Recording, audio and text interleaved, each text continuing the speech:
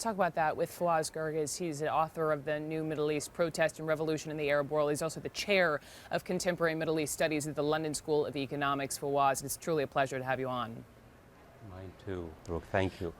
Let's just begin. That was a hostage who was speaking with Christian Amanpour, and here he was saying, you know, in his time being held by these captors, he never once heard or saw any mention of anything from the Quran. I mean, point being, this is not noble Islam, as King Abdullah has said. Brooke, for your own American viewers, if you want to understand the so-called Islamic State or ISIS by looking at Islamic theology, I think you're missing the big picture. This is not about Islam. This is not about religion. It's about this twisted interpretation of the faith. It's about power. It's about supremacy. It's about creating their own vision, or rather nightmare. And yes, they use religion, but they use religion according to their own interpretation.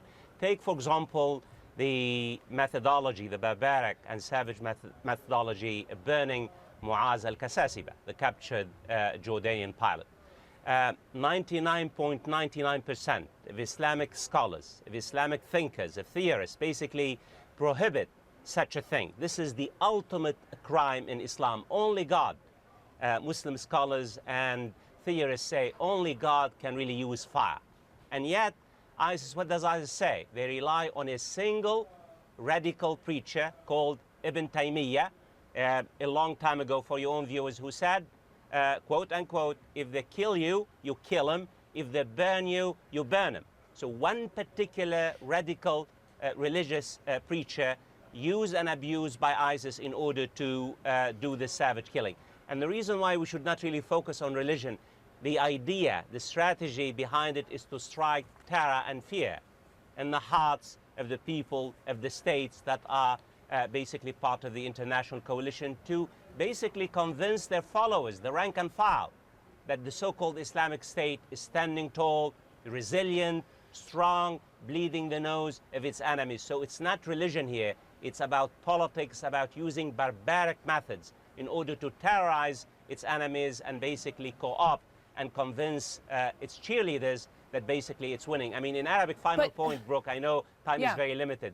The title in Arabic, the title of the video in which Muaz al-Kasasiba was burned, is called in Arabic, Shifa al-Sudur. In Arabic means to unburden the chest, to cure, cleanse the chest out of hate. This is what's really all about, is to basically provide the rank and file of ISIS with this particular brutal message to convince them that all the setbacks in Kobani, in Iraq, of course, forget about everything. We are still winning. We're killing the enemies of our, the so-called Islamic State. But Fawaz, despite the barbarism and you perfectly explaining how this is against, the religious teachings, how many of these militants or even jihadi wannabes are truly scholars? I mean, do you think, because we talked about, there was a video now of others standing around cheering on the burning of this young pilot. I mean, do you think this could be a moment where some members of ISIS could say enough is enough? I can't imagine it would, sadly. No, Brooke, I'm sorry to say, I hope and I pray, but this is once you're part of ISIS. We have reports in the last few months that there's some internal bleeding. More and more, in particular, foreign fighters are basically trying to get out of this particular hellish place, but still a very, very small flow of young people. But one of the studies, I mean, as you know, I've written a lot on this particular phenomenon. We did a study on basically what do potential jihadis who go to Iraq and Syria, what kind of books they basically buy, they purchase before they join this particular organization. I would have thought they would purchase books by Islamic thinkers, by theorists, by extremist militants. Guess what books they purchase? Islam 101. Right, Islam for Dummies, I've heard people say. What does it tell you? They can be brainwashed.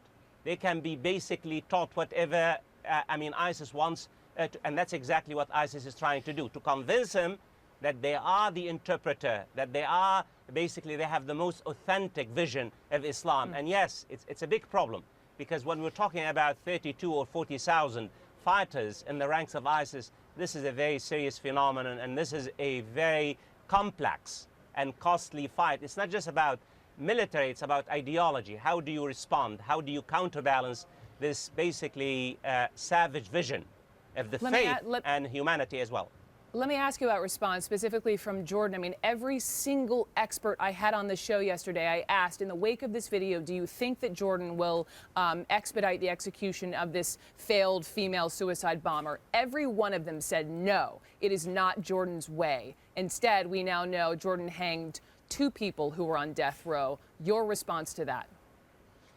I'm sorry to say I was not surprised. We had known that Jordan was going to execute him a day before, in fact.